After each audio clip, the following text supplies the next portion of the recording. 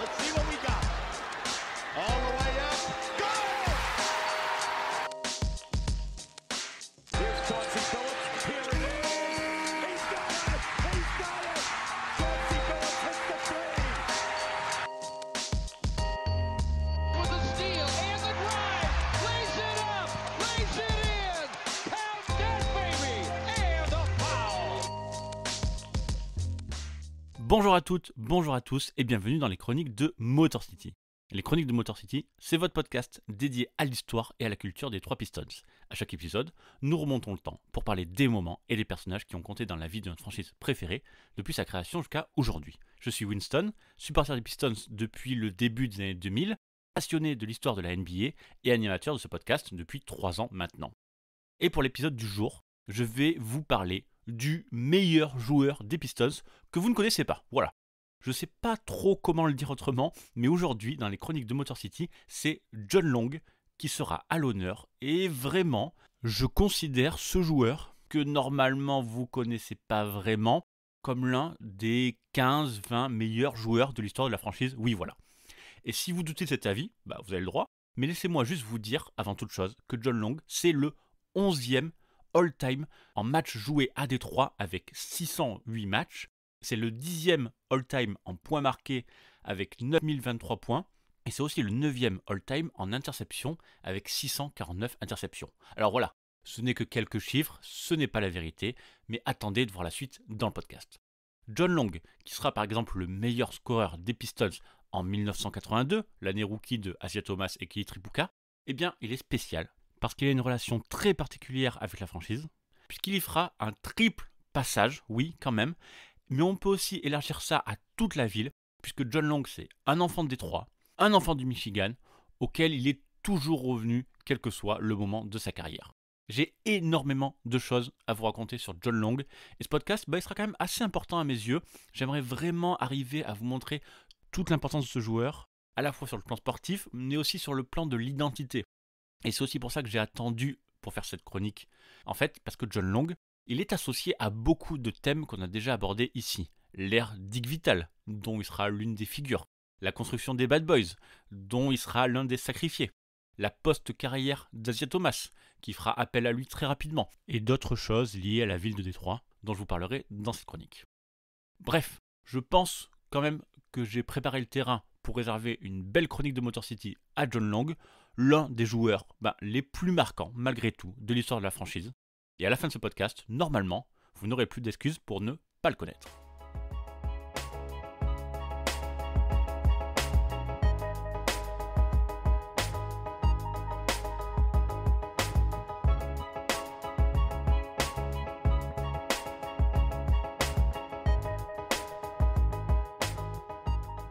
Pour une fois, on commence notre podcast avec une partie NCAA assez conséquente, mais très importante pour comprendre le personnage John Long. John Long est né en 1956 à Romulus, une ville de la banlieue ouest de Détroit qui accueille l'aéroport métropolitain de la Motor City. En gros, si vous êtes déjà allé à Détroit, eh bien vous avez très probablement atterri au DTW, donc à Romulus. Et dès son adolescence, John Long se passionne pour le basket et brille au lycée Romulus High School au point d'attirer l'œil d'un homme que vous connaissez, Dick Vitale, dont on a parlé à l'épisode 31 des chroniques de Motor City. On est en 1974 et Dick Vitale a pris les rênes de l'université de Détroit depuis 1 an. Et il faut bien comprendre que l'équipe de basket de l'université de Détroit, les Titans, ils ne pèsent rien du tout. Voilà. L'équipe n'est pas dans les conférences habituelles de la NCAA comme peuvent l'être par exemple Michigan ou Michigan State dans la Big Ten, mais fait plutôt partie de ce qu'on appelle les indépendants. Et déjà, ça nous donne une assez bonne indication pour comprendre John Long, qui est suffisamment bon pour émerger au niveau local, mais pas assez pour dépasser les frontières et taper dans l'œil des grosses universités. Alors, c'est vrai qu'il a eu quelques touches, mais le peu qu'il a eu, c'est lui-même qui n'a pas voulu prendre le risque de quitter sa ville, de quitter Détroit, et a préféré rester au niveau local. Et il faut aussi rappeler que le Michigan, dans les années 70, c'était un énorme vivier de talent, et là encore, c'était compliqué de pouvoir sortir du lot. John Long rejoint donc l'université de Détroit, et devient un joueur de Dick Vitale, qui construit petit à petit un vrai programme de basket pour l'université. Vitale ne sera jamais en mesure d'attirer les énormes talents du coin, mais il ajoute les meilleurs seconds couteaux disponibles, et plusieurs de ces joueurs finiront en NBA comme Terry Douerod, Terry Tyler, Dennis Boyle et évidemment John Long. Et pour la 3e saison de John Long à l'université de Détroit, les Titans de Dick Vitale vont réussir le plus grand exploit de l'histoire de leur fac. En 1976-1977, les Titans gagnent 25 de leurs 29 matchs, dont 21 victoires consécutives en cours d'année, une série qui s'est conclue par une victoire 64-63 face à Marquette qui gagnera pourtant le titre NCAA cette année-là. Et dans la ligne droite de leur performance, l'université de Détroit participe au tournoi NCAA et pour la seule et unique fois de leur histoire, ils accèdent au Sweet 16 en battant au premier tour Middle Tennessee State 93-76. Au deuxième tour, les Titans s'inclinent contre le Michigan de Phil Hubbard, futur joueur des Pistons, mais l'exploit est vraiment incroyable, il faut le noter. Toute la ville de Détroit, à partir de là, se passionne pour son université. John Long est LE joueur le plus important de ce groupe, avec ses 20 points de moyenne à 48% au tir, et Dick Vitale devient une icône locale, comme il l'expliquait à la presse il y a quelques années. C'était un moment spécial, nous avions la Motor City dans la paume de nos mains. Et la saison suivante, l'université de Détroit refait un bon parcours, sans aller au tournoi NCAA, mais John Long continue sa progression en scorant encore un peu plus et en devenant toujours plus adroit. Après 4 ans de fac, il a déjà 22 ans, n'a jamais été sous les lumières de la NCAA, mais malgré tout, c'est un scoreur de presque 2 mètres, extrêmement prolifique, efficace, capable de marquer quand il veut à mi-distance et aussi de s'imposer dans la peinture. En gros, imaginez un super shooter qui prend des tonnes de tirs à mi-distance et qui les rentre à une super haute efficacité, capable de naviguer à travers les écrans, plutôt fin un peu à la Reggie Miller, mais assez costaud pour faire quelques claquettes dunk sur les rebonds offensifs. Et puis surtout, John Long est humble, connaît la valeur du travail et est prêt à partir de très loin au moment où il s'inscrit à la draft NBA 1978. John Long n'a pas été projeté pour être drafté au premier tour, et effectivement, il ne sera appelé qu'au moment du choix numéro 29, appelé par les Pistons du nouveau coach Dick Vitale, engagé pour revitaliser l'équipe, comme on l'a déjà raconté dans ce podcast. Et c'est vrai que pour sa première expérience NBA, Dick Vitale joue la carte de la sécurité. 6 places avant John Long, il avait également sélectionné un autre de ses poulains de l'université de Détroit, en l'occurrence Terry Tyler. Et ce sentiment se confirme lors de la 2e draft de Dick Vitale l'année suivante, où il récupérera un 3e joueur de son ancienne fac, Terry Douerod, ainsi que Greg Kessler de Michigan State et Phil Hubbard, justement, de Michigan, donc des purs produits locaux. Évidemment, tout le monde est conscient que Dick Vitale reste dans sa zone de confort, et globalement, la presse basket pense que les joueurs de l'université de Détroit n'auront certainement pas un grand avenir en NBA. Mais John Long, ça, il s'en fout.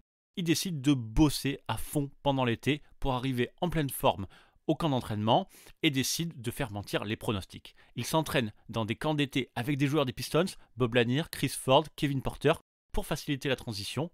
Mais surtout, John Long, il croit en lui, il a un capital confiance énorme et il débarque avec cet état d'esprit d'underdog qui fonctionne si bien à Détroit. Alors, vous le savez si vous avez écouté l'épisode sur Dick Vitale, les choses ne vont pas bien se passer. Les Pistons sont catastrophiques, les mauvais choix s'accumulent et Détroit perd des atouts importants, notamment dans l'horrible trade qui implique Bob McAdoo. Lors de la saison rookie de John Long, Détroit ne gagne que 30 matchs, mais malgré tout, John Long, lui, s'impose comme l'un des joueurs qui comptent pour la franchise, derrière les 4 que sont Bob Lanier, ML Carr et Kevin Porter. Jordan left of the lane, pump fake on Long, hang glides and misses. Rebound Benson, outlet to John, working on Daly, 2-on-2 for Maya to the hole. Got it! Woolridge with it, taken into the paint, right-hander blocked. Here come the Pistons, 3-on-2, Isaiah to John Long, protects the ball with a body, lays it in. Et dès la saison sophomore de John Long, sa carrière va prendre un tournant. D'abord parce que Dick Vitale se fait virer après seulement 12 matchs. La franchise est donc obligée de reconstruire et le départ de Bob Lanier vient confirmer tout ça. D'un coup, John Long devient la toute première option de l'équipe et le leader offensif. Lui, le second tour de draft, drafté par le coach de son université, il se met à tourner à 20 points par match lors de la 2e partie de saison et enchaîne les cartons dès le départ de Bob Lanier. 38 points contre les Clippers en décembre, 34 points contre les Knicks en mai, 32 contre Boston, Denver ou Atlanta au début de l'année 80. Alors Détroit ne gagne toujours pas et finit même avec le pire bilan de la NBA, mais comme l'équipe n'a pas de haut choix de draft pour se reconstruire, eh bien John Long est toujours au centre du projet en 1980-1981. Mais à la fin de cette saison, une nouvelle fois assez désastreuse pour Détroit, eh bien la draft va apporter du renouveau dans la Motor City. Cette année-là, vous le savez, c'est évidemment Asia Thomas qui rejoint les Pistons, mais aussi Kelly Tripucka, drafté juste après. Et si les Pistons commencent enfin à ressembler à quelque chose, John Long décide pendant le camp d'entraînement de rappeler aux jeunes que si les Pistons perdaient la plupart de leurs matchs avant leur arrivée, lui n'était pas un loser, mais déjà un vétéran dont Asia Thomas et Tripucka pourraient s'inspirer. Pendant le camp, John Long jouera très dur avec les deux rookies en leur faisant comprendre qu'ils devraient être plus forts et plus rapides que lui s'ils voulaient avoir la balle en main. Et finalement, c'est le début d'une vraie synergie qu'on va avoir entre ces trois joueurs. Asia Thomas débutant sa carrière comme meneur très gestionnaire, Tripucka et surtout John Long vont se régaler lors de la saison 81-82 et comme je l'ai dit en intro, John Long en profite même pour finir une nouvelle fois meilleur scoreur de l'équipe malgré la présence des jeunes, mais va même signer sa meilleure moyenne en carrière avec 21,9 points par match. Et pendant 5 saisons, les Pistons vont se construire autour de ce trio Asia Thomas, Kelly Tripucka, John Long, auxquels vont se rajouter rapidement Vinnie Johnson et Bill Laimbeer qui prendront petit à petit de plus en plus de place, notamment offensivement. Alors, pendant ces 5 années, il y a des hauts et des bas, mais il y a aussi quelques cartons, comme ce match de décembre 83 contre les Nuggets, le match avec le plus grand nombre de points marqués qui a fini à 186-184 pour Détroit, où John Long a pu taper 41 points à 18 sur 25 au tir.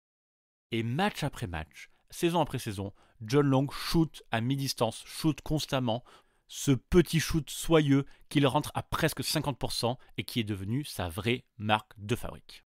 Les Pistons retrouvent les playoffs en 1984, puis passent un tour en 1985 avant de buter une première fois sur les Celtics.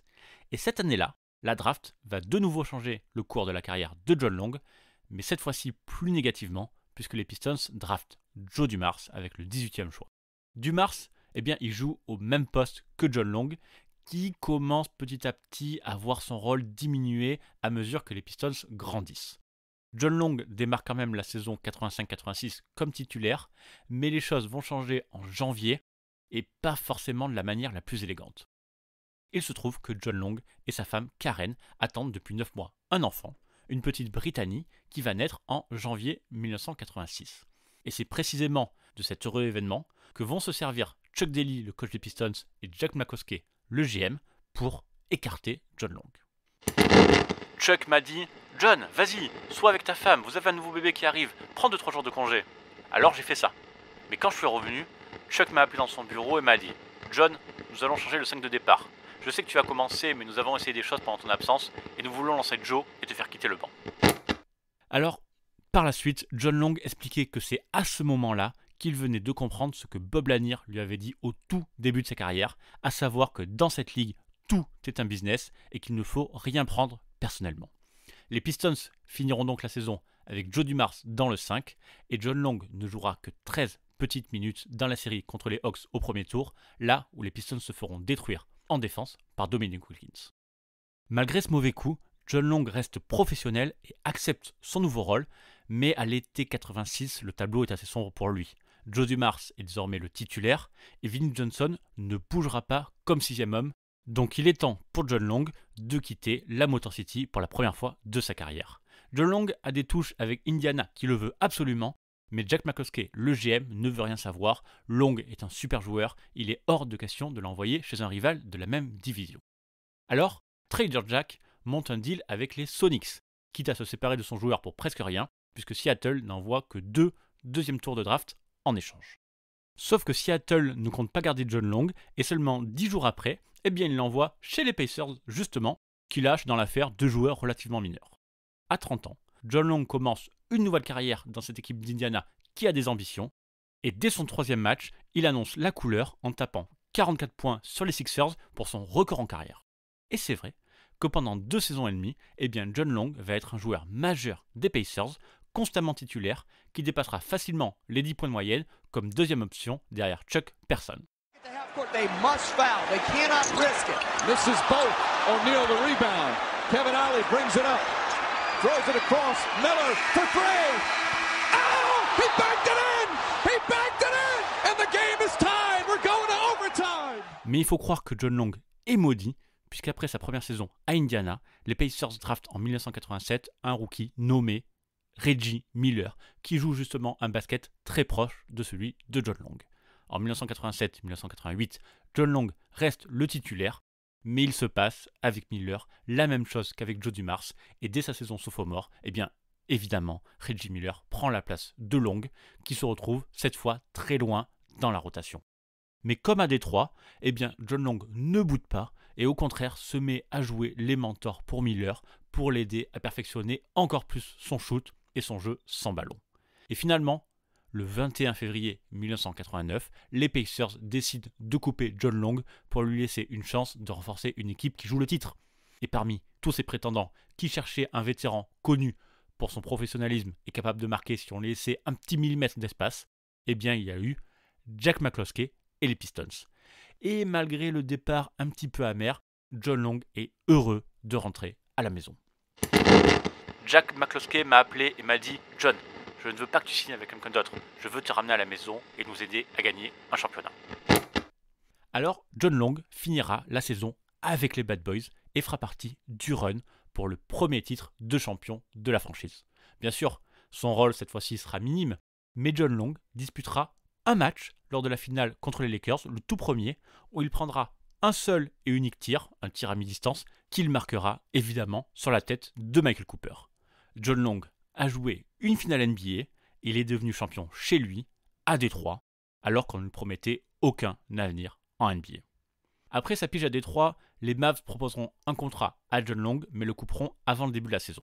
Pendant plusieurs mois, Long ne joue plus en NBA jusqu'à ce que les Hawks lui proposent un contrat de 10 jours, transformé en contrat jusqu'à la fin de la saison.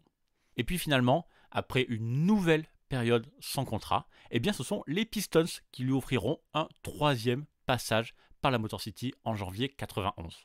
Dans cette équipe qui vise le sweep it, bien sûr John Long ne sera que joueur de complément, mais il jouera quand même ses 10 minutes par match, notamment à cause des multiples blessures cette saison-là.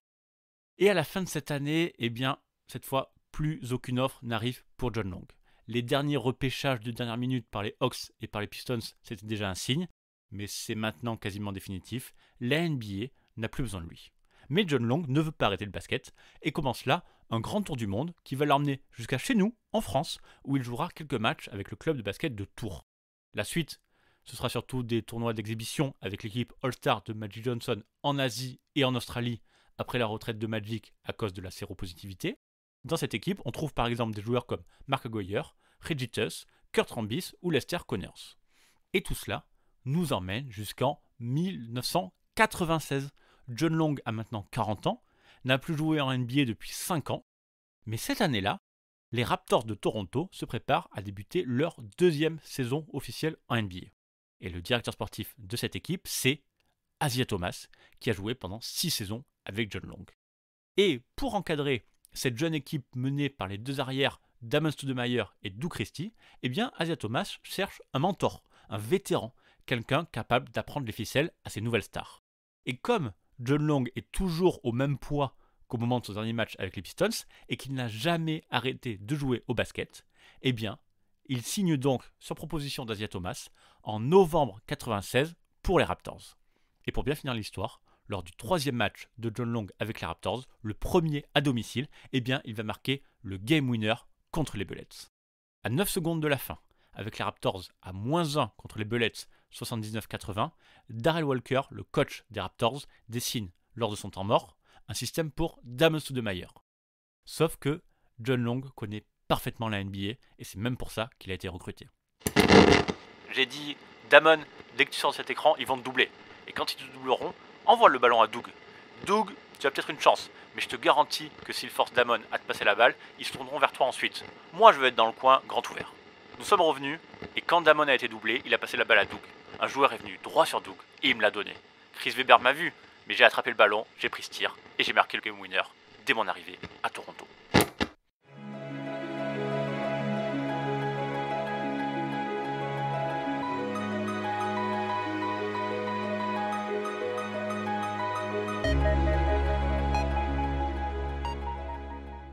À 40 ans, John Long jouera donc au total 32 matchs pour les Raptors. À part ce game winner à Toronto, l'autre grand moment de sa saison sera son retour au Palace de Burn Hills où il retrouvera ses deux neveux, Grant Long et Terry Mills, qui jouaient dans le camp d'en face pour les Pistons. Devant sa famille et contre son ancienne équipe, John Long va marquer 12 points, presque autant que ses neveux en cumulé qui eux vont atteindre les 14 points. Et en fêtant ses 41 ans sous le maillot des Raptors, John Long sera à ce moment-là le deuxième joueur le plus âgé de la NBA derrière Robert Parrish et ses 43 ans. Mais cette pige sera la dernière pour John Long qui prendra sa retraite à la fin de la saison. Ses jambes commencent à le faire souffrir et il devra se résoudre à une opération au genou qui le rendra incapable de sauter. Au moment de sa retraite, John Long aura joué 893 matchs répartis sur 14 saisons pendant lesquelles il aura marqué 12 131 points en carrière. Côté Détroit, il aura passé en tout 8 saisons pour les Pistons, répartis sur 3 passages et marqué d'un titre de champion NBA. De star d'une petite université draftée par son ancien coach une fois en NBA, John Long aura peut-être parcouru le chemin le plus tortueux qu'on ait eu à raconter dans ses chroniques. Alors oui, peut-être que Dick Vitale à l'époque essayait juste de rassembler son ancien groupe, peut-être que John Long était un joueur unidimensionnel, mais cela nous dit aussi que même dans les années 70-80, un joueur qui avait un tir fiable et qui était un vrai pro trouvera toujours sa place en NBA. Et je finis ce podcast en soulignant que John Long, premier joueur des Titans à marquer plus de 2000 points, a été intronisé au Michigan Sport Hall of Fame en 2016. Lui, l'enfant de Détroit, qui a signé la plus belle page de l'histoire de son université et qui a joué si longtemps pour sa ville en NBA dans des rôles si différents, je pense que c'est probablement la distinction qui doit lui faire le plus plaisir. Alors voilà, je crois que vous connaissez maintenant toute l'histoire de John Long. J'espère que ce podcast vous a plu et surtout que vous avez apprécié son histoire. Vraiment, c'est pas le basketteur le plus connu, mais je le trouve vraiment attachant. Il a un parcours très attachant, ce genre de col bleu, second couteau, hyper pro et qui ne fait pas de vagues. Évidemment, en tant que fan de Détroit, ça me parle. Et j'imagine que si vous êtes là, même si vous n'êtes pas supporter de la franchise, ça doit vous parler aussi. Et puis, après plusieurs histoires sombres, les Jack Molinas, les Reggie Harding, tout ça, ça fait plaisir d'avoir une personnalité lumineuse comme John Long et quelqu'un qui est resté proche de la franchise puisqu'il a longtemps travaillé comme analyste radio pour les Pistons. Merci à tous une nouvelle fois d'avoir été là. Je rappelle pour les nouveaux que les chroniques de Motor City sont à retrouver sur toutes les bonnes applis de podcast, Apple Podcast, Spotify, Google Podcast, Deezer, Amazon Music et toutes les applis qui gèrent les flux RSS. Petit à petit, tous les anciens épisodes arrivent sur YouTube. Et j'en profite pour mettre quelques extraits vidéo en lien avec le podcast, donc je compte sur vous pour vous abonner. Sinon, comme d'habitude, la meilleure chose à faire pour soutenir le podcast, c'est les 5 étoiles sur Apple Podcast et sur Spotify. Et sinon, bien sûr, le simple fait d'en parler autour de vous ou de partager le podcast sur les réseaux, c'est déjà énorme. Donc, une nouvelle fois, merci beaucoup. En attendant le prochain podcast, je vous invite à me retrouver sur Twitter @MotorCityPod. Merci encore pour votre soutien et à très bientôt pour une prochaine chronique. Bye.